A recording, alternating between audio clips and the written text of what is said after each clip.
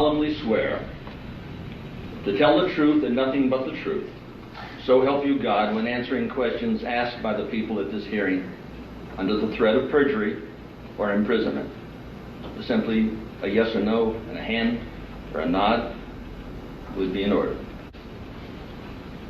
Now, as you know, the President of the United States is now in the process of impeachment for crimes possibly against this country, possibly high treason. Has the Air Force ever lied to us, the public, about the existence of man-made anti-gravitational flying craft that have been tested within the Nellis Air Force test site?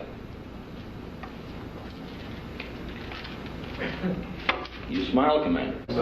There certainly is a process that we go through, a legal process that's guided by the National Environmental Policy Act and the laws that we have in this country to carefully consider each land withdrawal in this process. There are many classified activities that occur on our range. Obviously, if we're developing tactics and testing aircraft such as the F-22 and the B-2, we don't want to give an opportunity for potential adversaries to be able to watch what we're doing. It's sort of like having a football practice and having the opposing team that you're going to play the next weekend come in and watch that practice. Well, in this country, the conservative camp, or the, quote, vast right-wing conspiracy, if you want to call it, are very concerned about what's happening at Area 51, the Groom Lake facility. Does the Groom Lake facility exist? The Air Force has acknowledged the existence of an operating location near Groom Lake. The Secretary of the Air Force, though, has reviewed the nature of that installation and its classification and determined that the classification of it is proper. It is proper, but for the safety and security of the people of the United States and anyone going up on Whitesides and the Freedom Ridge, is there any reason why they would be not safe if they went up there now? Again, much of the rangeland that we have here is a safety and security buffer. The lines are drawn this way in order to provide both public safety when we're dropping live munitions, as well as security for the classified tactics and other things we might be developing on the range. There has been a number of individuals who have gone to hospitals claiming injuries or diseases or great trauma and stress as a result of having worked out at the Area 51 or Groom Lake facility. And yet the Supreme Court just days ago has denied their claim to any remuneration for injuries done to them. Some people have said they've been discarded like toilet paper and simply flushed away. What is the Air Force's concern about these individuals now? The Air Force is proud of its environmental and occupational health and safety record. We are, like the rest of the federal government, subject to public law and public oversight. The National Environmental Policy Act and the Resources Reclamation and Conservation Act, RCRA, spell out certain codes that we have to comply with.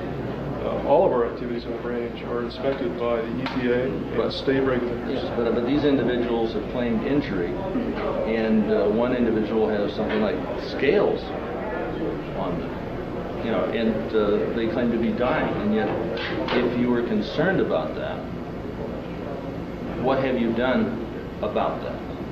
Well, it's not my job to do anything in particular about any of that. I have no personal knowledge of these cases.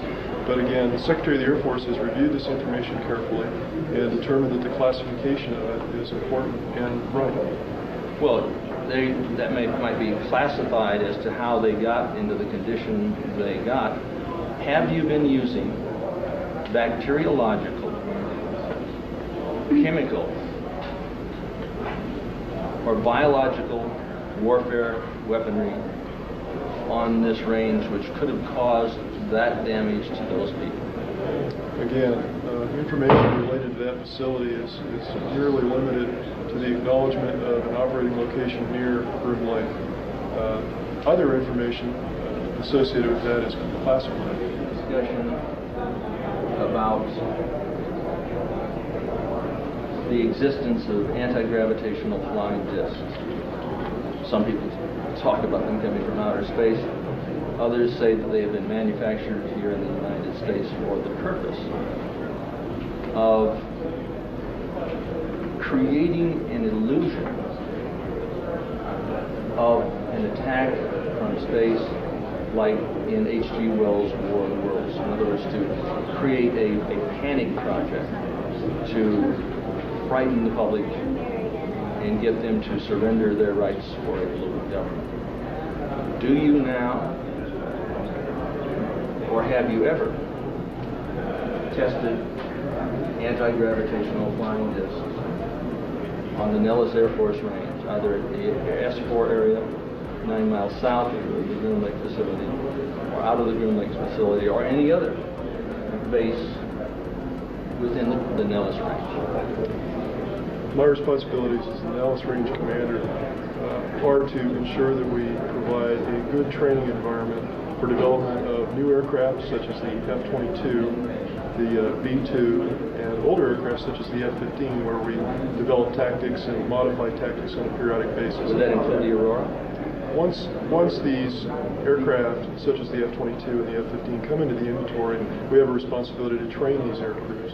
So we use the range as a training ground for F-15, F-16, F-22 someday pilots to be able to develop their tactics and train for large-scale military operations to defend the interests of the United States and its citizens abroad.